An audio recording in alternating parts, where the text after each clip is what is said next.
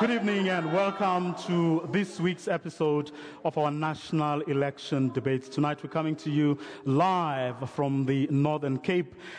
This is where we are debating the issue of poverty in our country, poverty in the land of plenty, as some would say. Well, this debate series, of course, brought to you by SABC News in partnership with the University of Johannesburg. Well, without wasting any more of your time, let's get straight into it with this introduction from an insert prepared for us by one of our local producers. Poverty, hunger, and unemployment. Poverty, hunger, and unemployment. This is the reality of over 100 families living at Ivory Park, which lies 15 kilometers outside Kimberley.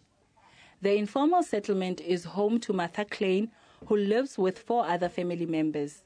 The Klein's family lives on less than 61 rand a day, which they get through disability and child grants. Their stable meal is pap and water. Our life is very hard. We cannot survive on the disability pension that my mother gets, and it breaks my heart to see my children living like this. Sometimes I regret not giving them up for adoption. Limpopo, Eastern Cape, and KwaZulu-Natal remain the poorest provinces in the country. Limpopo has the poverty head count of 50%. The problem is very big, if I may say. That is why at the Department of Social Development, we have established soup kitchens, and for this year we have established 28 soup kitchens, and all in all we are having 137 soup kitchens and drop-in centers that helps our people, that we are funding as the department.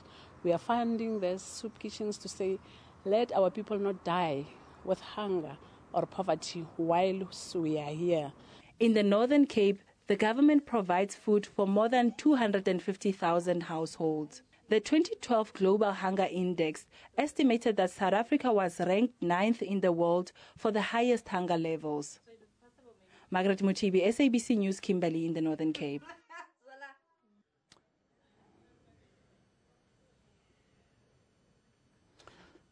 Poverty in the land of plenty. Well, I'm going to start with you, Mr. Dr. Joe Pasha from the ANC. Almost half of South Africans living below the poverty line. What could be the cause from where the African National Congress, which we are representing this evening, sits? Well, thank you very much for this opportunity. From the ANC, right from the time we attained our freedom and democracy in 1994, we're very clear that the next struggle was going to be the struggle against poverty.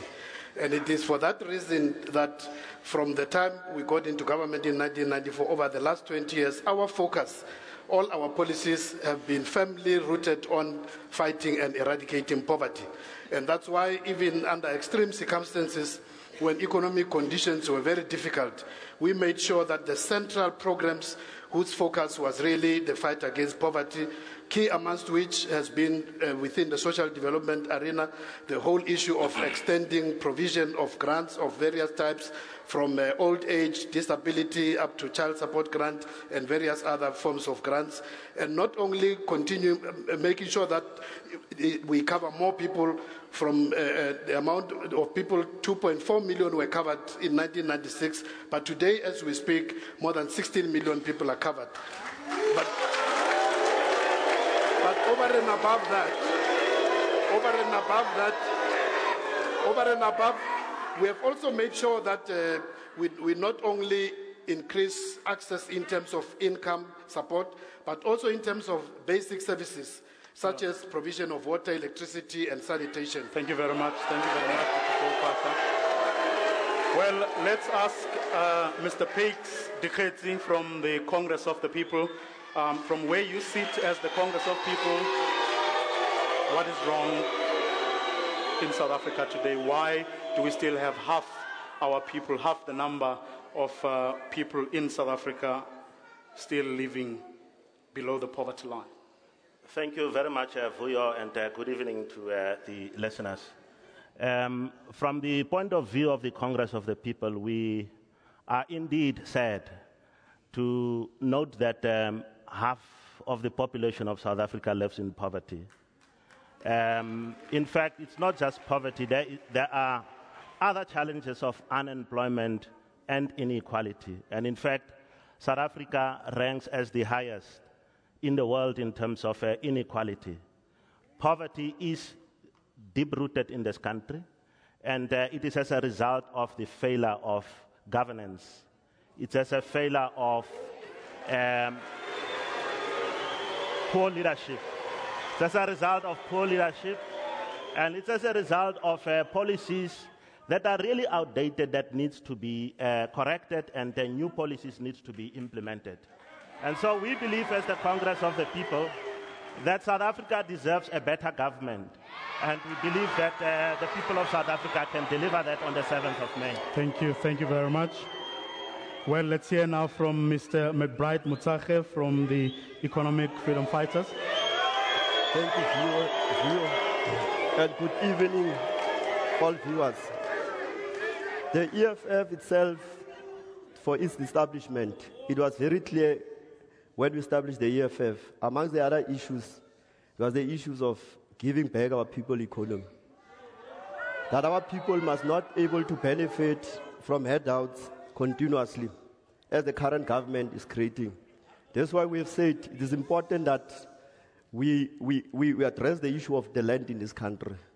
That the issue of the land is very critical as the EFF, that we need to expropriate land of this country without compensation, which were robbed from the majority of our people, which our people have, it have resulted in many of our people that the half of the people of South Africa living under impoverishment. Therefore, it is important as the EFF, that's why we are saying it is important that we need to nationalize these mines. We need to nationalize the banks so that our people must be able to have, credit. They must have able to have access to credit in banks. Nationalization is important as the backbone of the EFF. Mr. McBride Mutsache, thank you very much. Let's go now to Dr. Wilmot James of the Democratic Alliance. Your party's position, sir.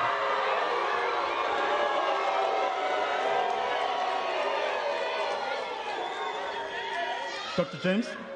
Our country has made great strides, but the fact is that 19 million South Africans live in households with incomes less than the poverty line. And poverty is especially prevalent in the Eastern Cape and KwaZulu-Natal. The fact is that 8 million South Africans should be in the labor market, but they are not. They are unemployed.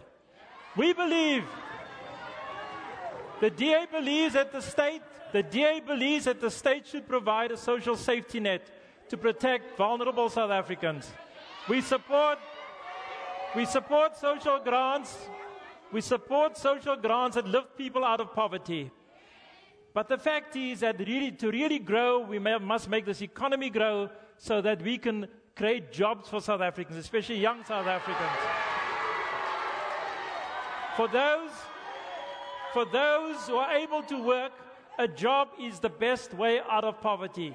And therefore, the DA's policy focuses on increasing the number of jobs available, on helping South Africans to start their own businesses, and to include those who are currently left out of the economy. Thank you very much. That's Dr. Wilmot James from the Democratic Alliance. Just a reminder to you at home that, of course, you can join this conversation. The numbers and the contact details will be on your screen. You can send us an email, elections@sabc.co.za.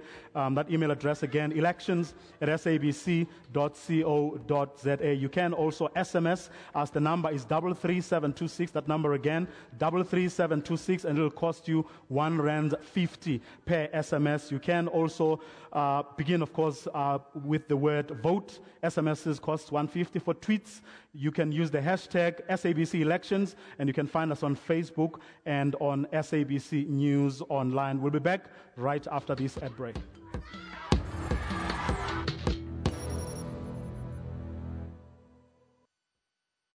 SABC, sharing 20 years of inspiration.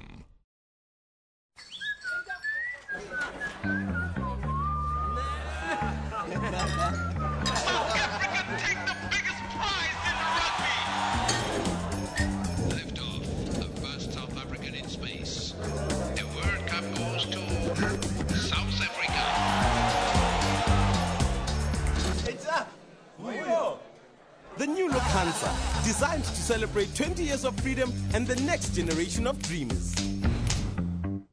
Mop-up operations continued in various parts of the Western Cape today after the province was hit by devastating storms at the weekend.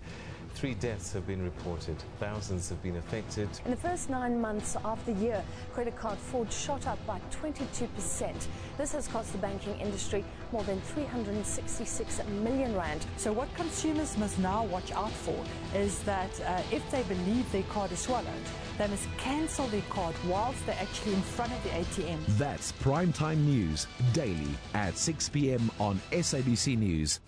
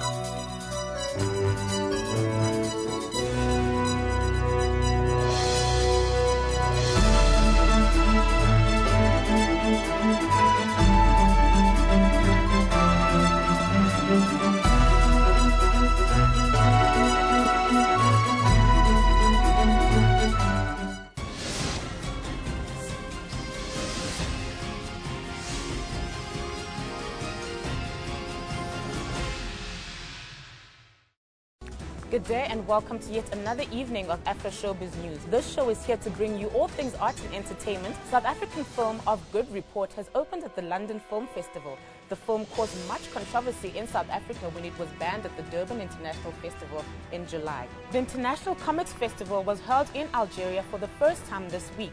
The event saw illustrators from all over the world come together in the capital of Algiers. Ghana pays tribute to poet Kofi Awonu, killed in the Nairobi mall attack. That's Afro Showbiz News, Saturdays 7:30 p.m. on SABC News.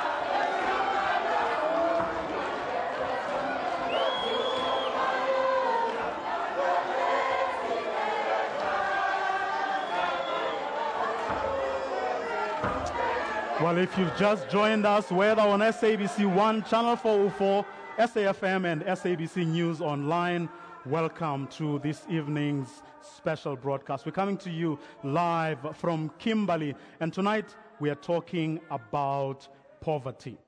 Now, Dr. Pasha, you did certainly outline almost everything that the ANC has done since 1994 in addressing the issue of poverty in our country. But the situation doesn't seem to be improving. The other day, it was quite a sobering thought on Friday morning, watching our television breakfast program, Morning Live, and the deputy chairperson of the Human Rights Commission was talking about this specific issue and how, in fact, the situation has not improved. They are busy putting together a report which, as I say, doesn't seem to show that the picture has improved at all. And I subsequently spoke to the CEO of the Human Rights Commission yesterday, and this is what he had to tell me.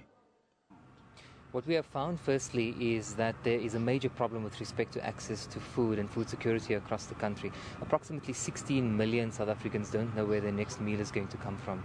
And I think this gives a sense of just how serious the problem of poverty is in South Africa. Of course, linked to the question of poverty is also the question of inequality. And we recognize that the growing gap between the rich and the poor in South Africa exacerbates the problem of poverty. We are focused largely on the question of poverty, but I think it's time that we have a conceptual shift and focus focus on the wealthy and ask the wealthy what are they doing to assist in ensuring that this gap between the rich and the poor are being addressed. Dr. Patla? Well, thank you very much. Thank you very much, Vuyo. Let me firstly say that I'm actually puzzled by the report from the Commissioner on Human Rights Commissioner, because what he's saying completely contradicts other studies, independent, not by government, not by the ANC.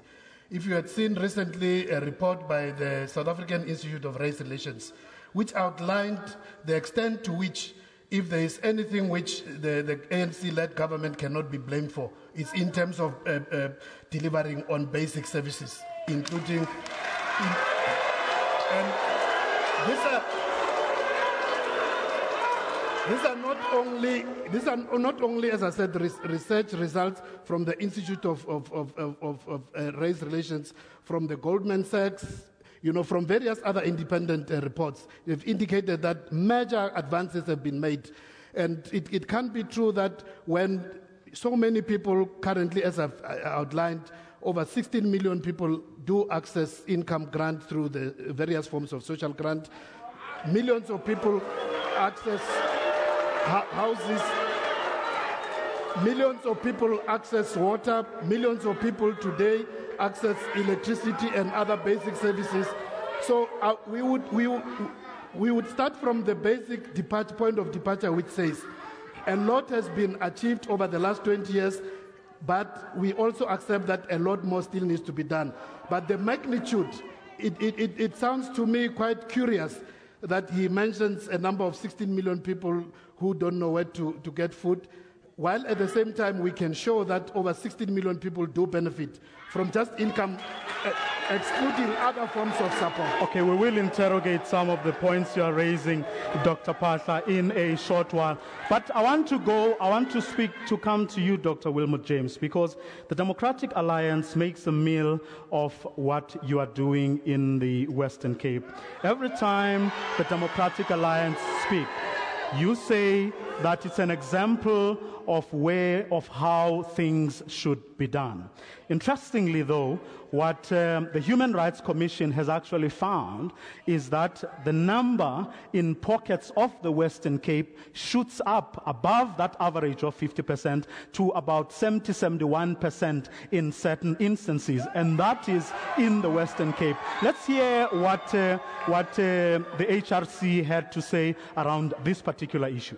So in Cape Town, it's one of those very strange provinces. When you look at the province globally, the numbers seem very low, and so you don't recognize that there is a problem of access to food, for example, in the Western Cape. But when you disaggregate those numbers and you look at particular townships within the Western Cape, the numbers are particularly high. There are cases where there are communities up to 50% who are food insecure, and even higher in certain instances. And I think these anomalies don't necessarily come out when you look at the global stats. And when you do comparative analyses between the Western Cape and other provinces, the Western Cape often seems like it's doing quite well. But when you dig deeper, just below the surface, you come to recognize that the problem is widespread, and that the Western Cape is also part of the global problem around access to food and food insecurity in South Africa. Dr. Wilmot James, the Western Cape is in fact not better. Well, let me start off by saying that unemployment in the Western Cape is the lowest in the country. Yes, continue, Dr. James. 76% of the Western Cape's budget is dedicated to service delivery in poor communities. What we have done, the City of Cape Town spends 64% of its service delivery budget on the provision of services to the poor. 99% of households in the Western Cape have access to piped water, 94% to electricity, and 91% to flush toilets. The City of Cape Town has provided over 40,000 work opportunities through its EPW project, and so on and so forth. When it comes to... But we are not perfect. A lot more needs to be done. And where there are areas of poverty and a lack of food security, we dedicate ourselves to improving the lives of all by making food security a reality. Well, I'm going to come to both of you gentlemen. if you listen to the ANC, if you listen to the Democratic Alliance, both say that where they are ruling, they are in fact doing something, and it's the best that they can do. There is always this problem between both the DA and the ANC to always refer to bean counting and quantities and not looking at the quality of the things that they are doing. What we think as the Congress of the People needs to happen is that the NDP needs to be released from the clutches of a petty party political entrapment and ensure that the NDP is actually implemented across the country without any political bias. Because we need to develop strategies to make sure that we implement the National Development Plan so that it can benefit all people of South Africa. Mr. Motsaka? Look, the reality is that the issue of what the ANC is saying, that they've given pensioners, for instance, grants and so on, it has managed to build houses. But the input, it is equal to the output. Because the reality, if you look, the houses that the ANC built, they fall apart. They steal money from those houses, the development of houses. The grants that they are giving, even the pensioners that are getting, the old pension grants is 1,300. It's not sufficient to able to leverage poverty. Rather to end up, those people, they end up being the loan sharks. But as the EFF were very clear, like to give the pensioners 2,600 so that they must have a living, that to earn. The proper houses that we are going to build as the EFF are really sufficient and equal and able to give the right, the right of the equality of the people and right to have a belonging in South Africa. What the DA is mentioning with the EPW programs and so on, those are casualization. They have no any instance in South Africa to work out, but only to casualize our people. The EPWP does not assist us, and even the DA and the ANC, they only find themselves to hire their own members, which they are not the community are benefiting from. Okay, gentlemen, do you want to respond 10 seconds each? Very briefly, Dr. James.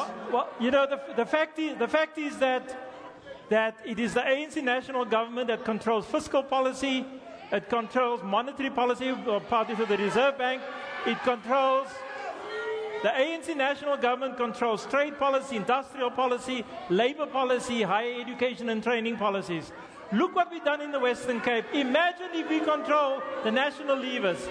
Because by controlling the national levers, we can get this economy growing at 8% a year to create jobs. Okay, Dr. James, Dr. Pasha, do you want to respond, the ANC? Let me just say that I think Dr. James is not responding to the question which Mr. Vuyo here has raised through the Commission of the Human Rights Commission. You see, when he says that we must look at the Western Cape, it means what he's saying is that if they were ruling the whole of the country in terms of the HSRC, actually the income gap between the poor and the rich will be much wider, as the HSRC is already saying. Thank you very much. Well, this conversation continues, but right now we are going to take a quick commercial break. But before we do that, let's read some of the tweets that some of you have sent through. Enough of promises about narrowing the gap between the rich and the poor. When and how are they going to implement the plans? That's Murweng. Sbozi Tamgwengwe says, 20 years in democracy, SA shows slow progress in addressing poverty. 16 million in grants means more independent than dependent. Vivian Swartz says, how could government assist social workers to prevent kids from being removed from families in poor areas?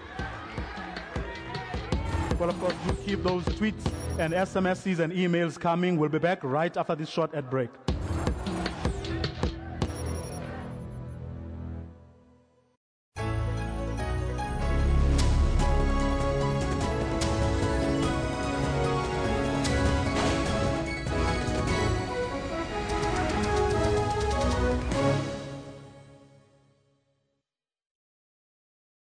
Get the Samsung Galaxy S4 from Telkom with a massive 5 gigs data, 100 included minutes and free uncapped Wi-Fi for just $369 per month on SA's best mobile broadband network. Rethink possibilities. Call, click, go to a Telkom store. Telkom. It's incredible how this cup of coffee got here. Explain. Well, the farmer has to know when it's going to rain. The buyer needs to know when to buy. The trucks when to collect. For that, you need a satellite to talk to the ships and the factories. So where's the coffee in all this? I don't know, in a big warehouse somewhere. Which has to make sure that every farmer gets paid in the right currency. So who does all of that? Who knows?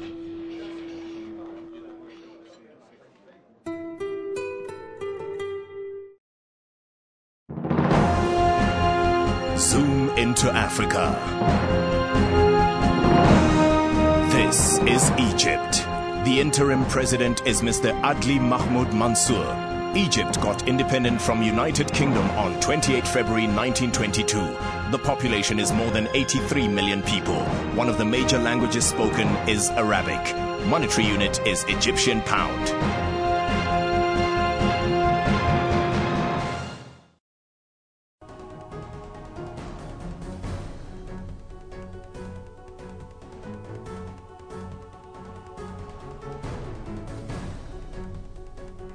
You missed the Oscar Pistorius trial?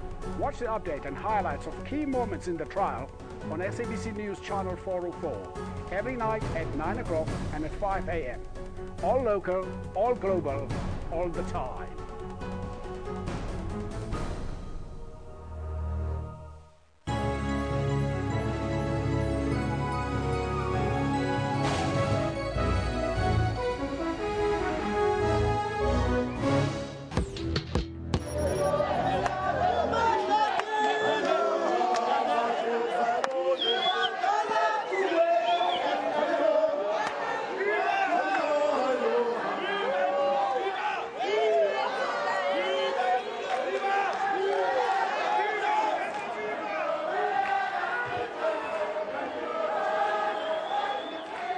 Welcome back, and if you've just joined us, you're watching a live election debate. And this evening we're talking about poverty in our country. What's wrong? Why can't we fix this problem? Half the number of people we have in this country live below the poverty line.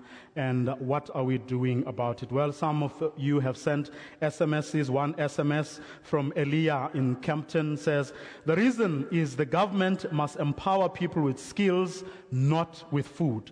Teach them how to catch a fish. Another email from Pule in Mawele.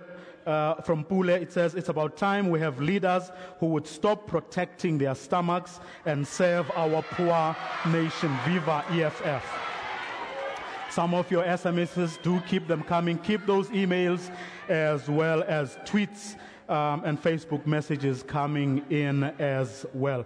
Now, I want to come back to the political parties represented here and ask the question, starting with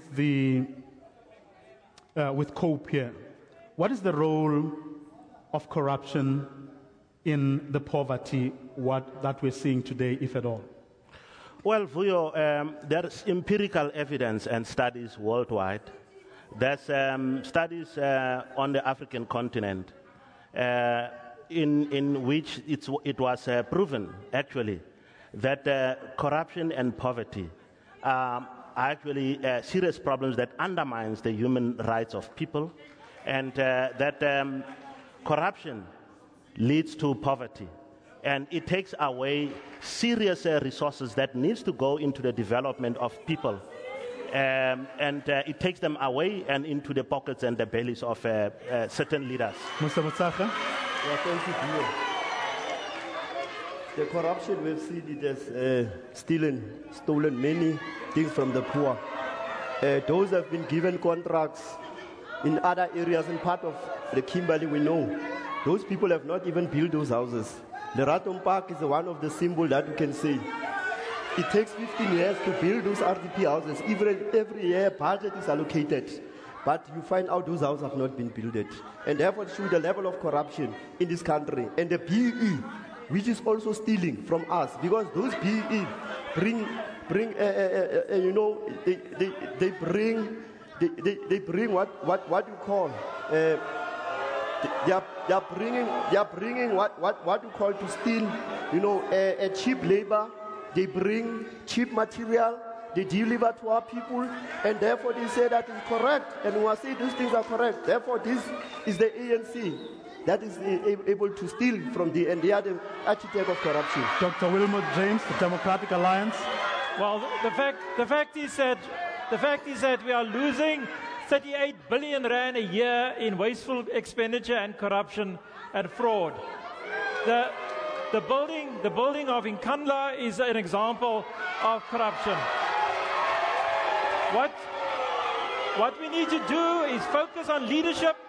We should focus on ethics and moral leadership. And in the case of President Jacob Zuma, is to ask him to lead by example. We must also ask Mr. Julius Malema to lead by example for the EFF, because he says no example at all when it comes to looking at the history of corruption in this country. So the fact is that we need state institutions that have the teeth and the courage to stop the corruption, because corruption is theft and it takes away money that can be spent on poor people, on schools, on providing opportunities for those who need it. Thank you very much. Dr. Pasla? Well, there is no doubt that corruption cannot go hand in hand with development. And as the ANC, we have been very firm on that, and we have taken a number of steps. In fact, a lot of what people know today in terms of some of the corrupt activities which have taken place in various parts of the country, it's been largely because of the work which the ANC government has done in terms of legislation, in terms of various policies, and in terms of acting, and in terms of supporting the institutions, even the institutions which I don't want to go into the detail of which Dr. James is referring to, the public protector. That's an institution which came through the initiative of an ANC-led government, as we saw with the SIU, with the Auditor General and various other institutions. And various acts have been taken, a lot of people have been arrested, have been charged in terms of making sure that we can deal firmly with corruption. Thank you very much, Dr. Pasha from the ANC. Mr. Mutake, I don't know if you don't want to respond directly to Dr. Wilmot James there, saying your own leader, Mr. Julius Malema, has not covered himself in glory on this one. No, I think the EFF is very clear that we respect the rule of law. What is against our leader, we believe that it will remain clear up until proven otherwise in the court of law. I just want to say that also from the ANC there, that they have put this institution that they say they are proud of, but the same ANC is undermining the same institution, and even this institution outcomes are not being taken adhered to. You see, and also other legislation that has been put into place, like your auditor generals here in the province, their reports have been coming, but people have not brought to justice. Therefore, we cannot say that they have dealt with the issue of corruption. Dr. Pasha, do you want to respond quickly? Well, I would say that, you see, you must separate between, we have been very clear at various policy platforms to say all these institutions, we support their work, we are responsible as a majority party to endorse their establishment, but it doesn't mean that as citizens of the country, every citizen within the very basic constitution of the country, every citizen is protected by law and the constitution.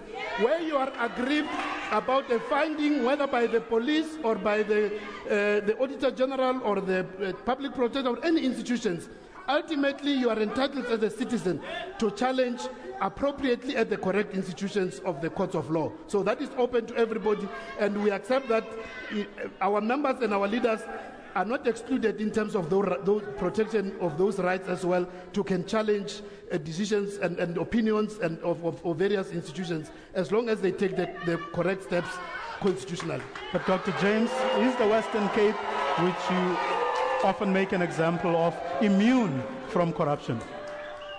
Well, the fact is that the Scorpions were disbanded and replaced by a much weaker Hawks, and the Hawks are ineffective, and they've been compromised in many ways.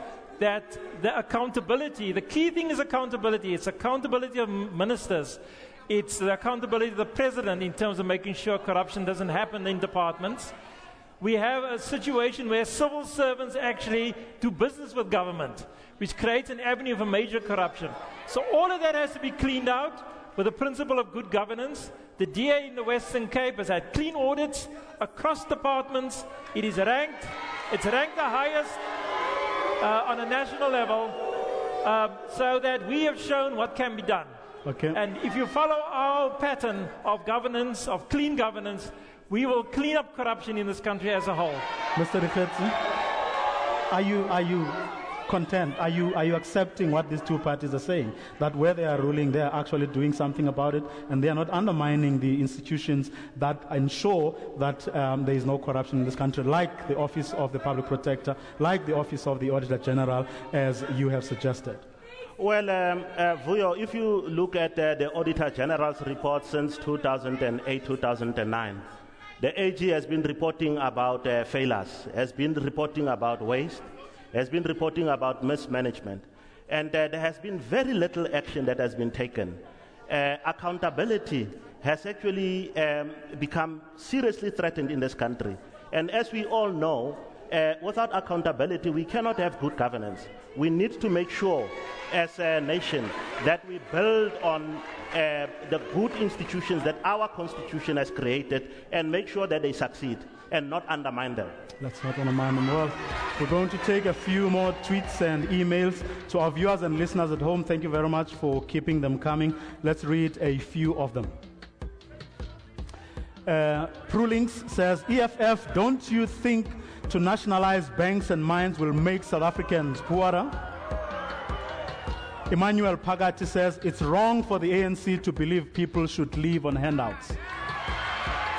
Naledi Shalukana says, I was passing Nyanga today. DA should make example about Cape Town where they govern. It's bad.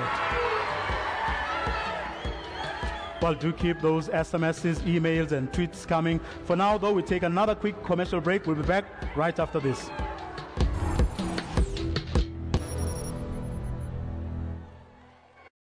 SABC, sharing 20 years of inspiration. Coming up this week. South Africa has seen unusual rainfall in the last 2 weeks, which has caused a lot of damage throughout the country. In next week's program, we will discuss the health risks and hazards associated with the floods. Join Dr. Sello Mutaung on Health Talk Live every Saturday from 14 to 1500. In a one-page ad today in the New York Times, the Inquirer acknowledged its error for a story that purported to be an exclusive interview with David Barr Katz. The Inquirer also apologized to Katz, the playwright who discovered Hoffman's body. The actor died of an apparent drug overdose in February.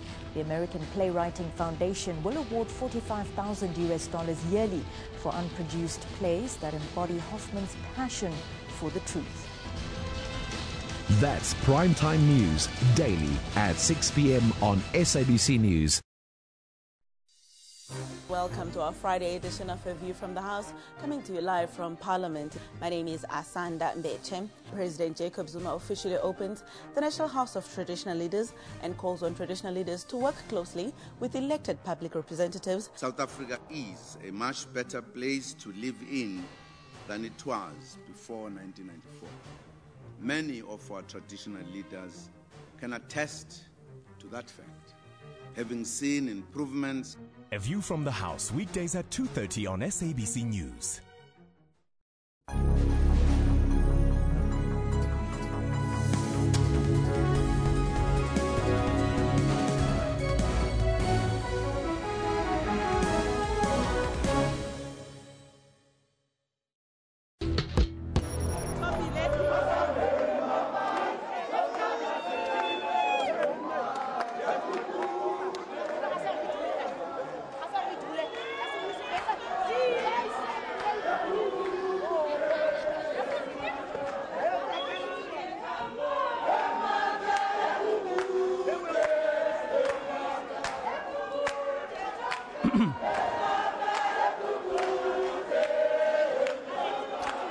Welcome back. If you're watching and listening on SAFM or on SABC1 Channel 404 or SABC News Online, you are watching and listening to a live debate.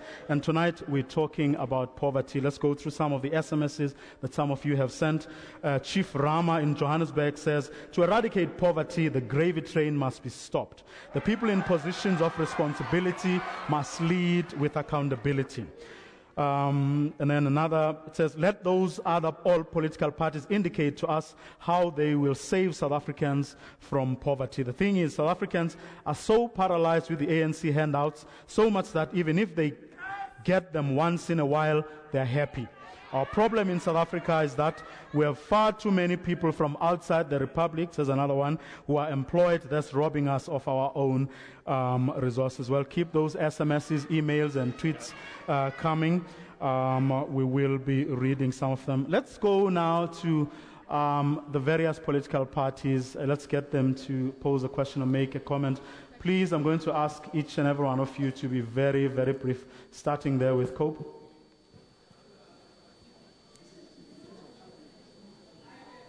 Thank you very much. My name is Charles. I just need to ask a question to the representative of the ANC.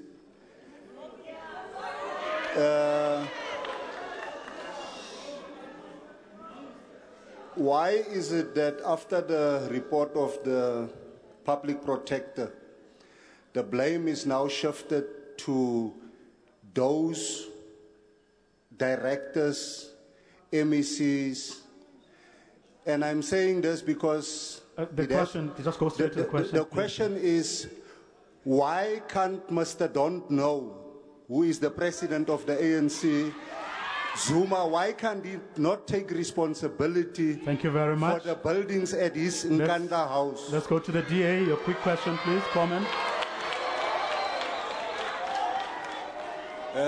Thank you very much. I think I should preface my question to Dr. Straight to the question, sir. Don't preface, please. Dr. Patele, the ANC has shown a reluctance to deal with corruption. The answer to why we have corruption, why we have poverty in the Northern Cape is right on our doorstep. Sylvia Lucas is reported to have bought Kentucky Fried Chicken, pizza, Nando's for 50,000 rand. Secondly... No, thank you, sir. That will be all. ANC. Thank you. I want to stay on my notes because they keep me on point. Over the past 20 years, I'm asking to the ANC representative, ANC-led government increased social security access to more than 16 million people.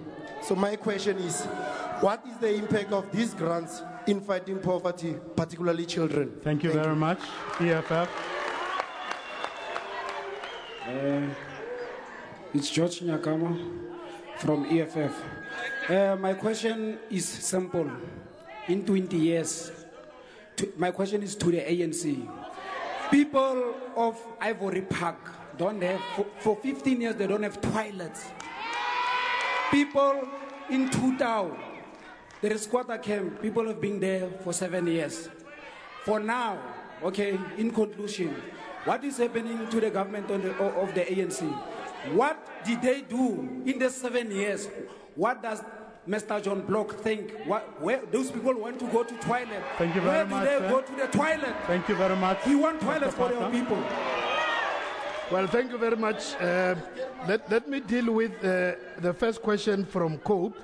I think, with due respect, the gentleman there, I think it's really jumped the gun because after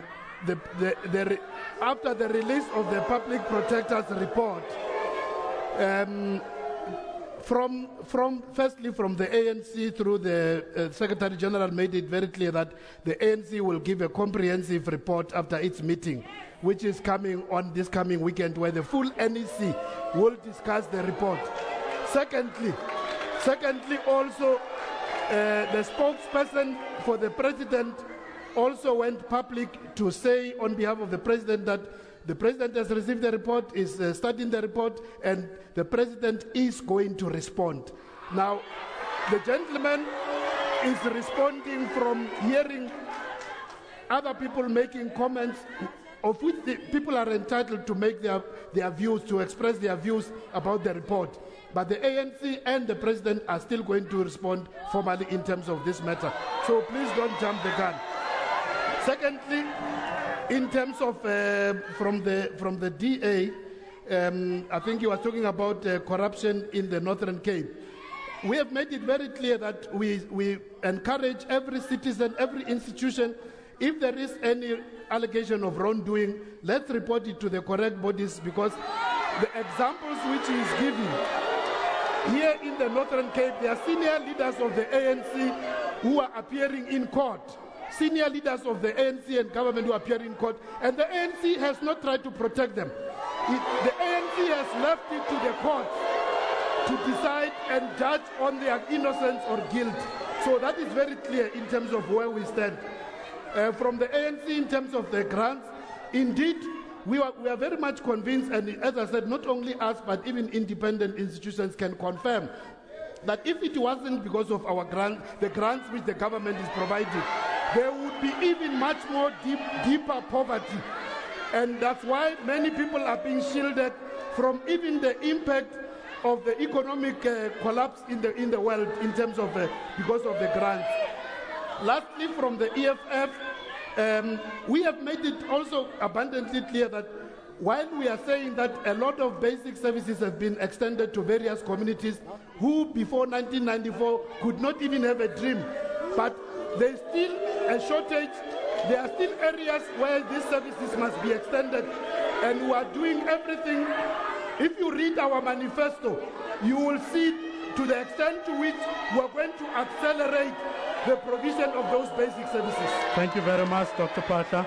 I'm going to ask the other parties to briefly, I'm going to give you 20 seconds each to make some comments or following up on the questions and comments that were made by the parties. Quickly. Well, from my side, is people must not boast about 16 million people on social grants. If you look at a country, it's 52 million, 16 million is 30% of the people. Now you should be boasting about reducing the number of people on poverty grants and not boasting about the number of people that are accessing the poverty grant. It shows a failure of the economic system. Thank you very much, Mr. Mutsache. No, I think it's clear that the ANC does not have the direction for the people of South Africa. Here we are running in cul-de-sac. There's only one agenda: to uplift our people through the economy, to alleviate the issue even of grant. Therefore, you need our people to take a role in the economy, to be participants of the economy. Dr. Wilmot James, DA. I would like my colleague from the ANC to explain to us why it is that if they don't protect those who are fraudsters, why there's so many people convicted of fraud on its national electoral lists. Thank you. And I would like to further ask a question about growth and poverty, is if there's such a commitment to the National Development Plan, why is the National Development Plan not in your budget? Thank you. Why has it never been landed in the budget? Dr. James, we're going to take another quick ad break. We'll be back right after this.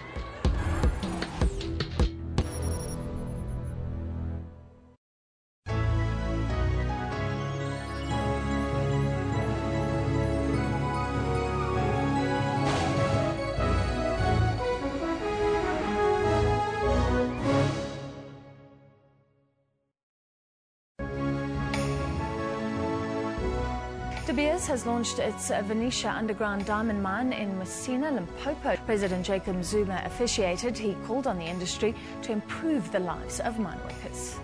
This project is also significant because it demonstrates confidence in South Africa as an investment destination. African Bank continues to be punished for toxic debt. Well, earlier we spoke to the head of African Bank's retail operations. He insists that the company is not alone and the profit warning is not unique. So African Bank is not unique. That's business news, weekdays at 8 p.m. on SABC News.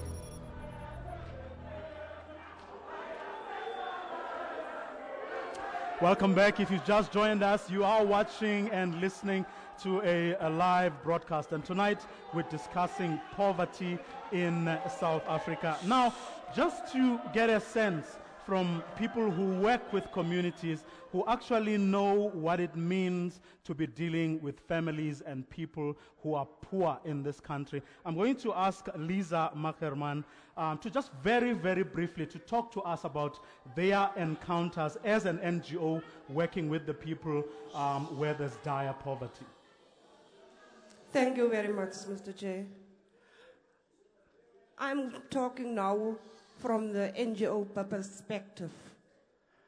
As you all know, we are working close to the communities. And poverty is not a very, very beautiful picture to look at. And the main factor that leads to poverty is unemployment. The Northern Cape only, it's almost reached the line of 80% of the unemployment rate. And the question is now, how is the government going to solve this problem? Because poverty leads to no education. Poverty leads to theft, housebreaking, murdering of farmers, because the people are desperate for money. Okay, thank you very much. So the question is, what needs to be done? EFF? I think what needs to be done, it must just start on top. It starts with your public representatives. That's why the EFF is clear. President Julius Malema is our candidate for president for this country. He says he's going to reduce, the EFF is going to reduce the president's salary with 60%. Therefore, it means we are clear.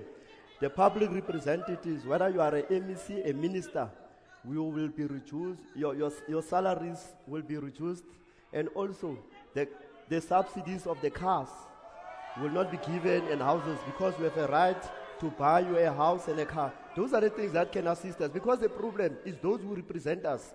The ANC have created representatives of fat cats who doesn't even account to the people. Thank you very much. Mr. Dikhetsi, your closing comments? We need a government that can keep its promises and report back. We need economic growth, decent job creation, and not handouts. We need proper education and skilling of our people to be able to make a lasting dent on poverty. And as the Congress of the People, we are saying that South Africa needs a better government, and it deserves a better government. And as the Congress of the People, we are offering South Africans honest leaders who will be accountable for their actions and make sure that they implement the promises that they have given to the people. Thank you very much. Dr. Wilmot James from the Democratic Alliance. We need to support non-governmental organizations. We need to train more social workers.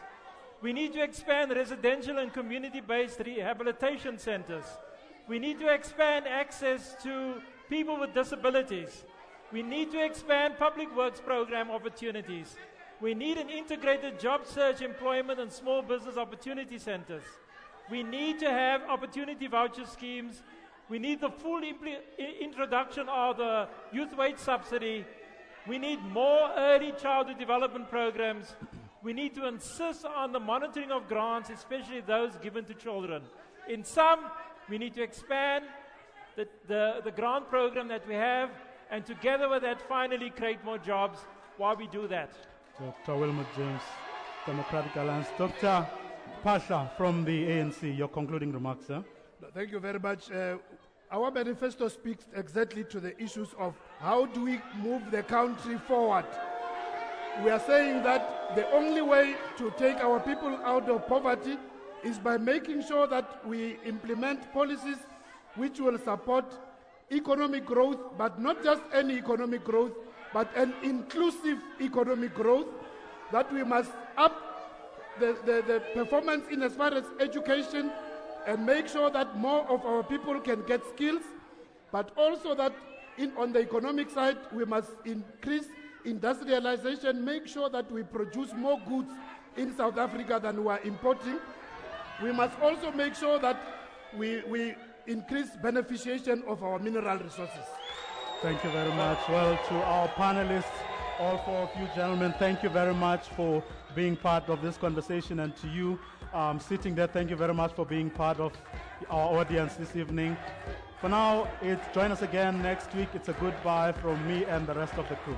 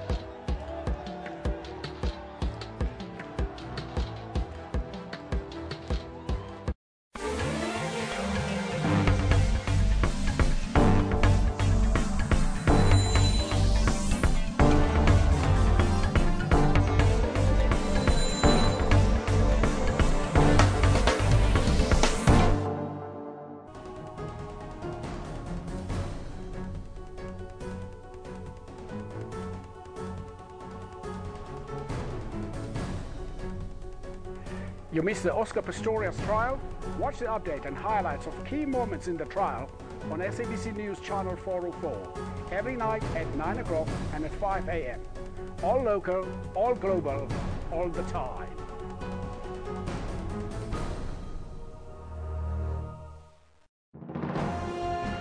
Zoom into Africa. This is Mali. The president is Mr. Ibrahim Boubacar Keita. Mali got independent from France on 20 June in 1960. The population is more than 16 million people. One of Mali's major languages spoken is Arabic. Monetary unit is CFA.